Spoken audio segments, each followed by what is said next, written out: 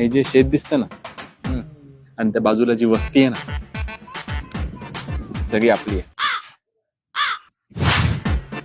थोडस पुढे गेलं तरी दिसतंय पाण्याचं सरोवर. तिथून त्या वस्तीला पाणी मिळतं. ते माझं आहे. त्या सरोवरच्या बाजूला मध्ये दिसते ना एक एवढंसं छोटा फॅक्टरी. ते सरोवरला पाणी आहे ना ते शुद्धीकरणाचं ती फॅक्टरी आहे.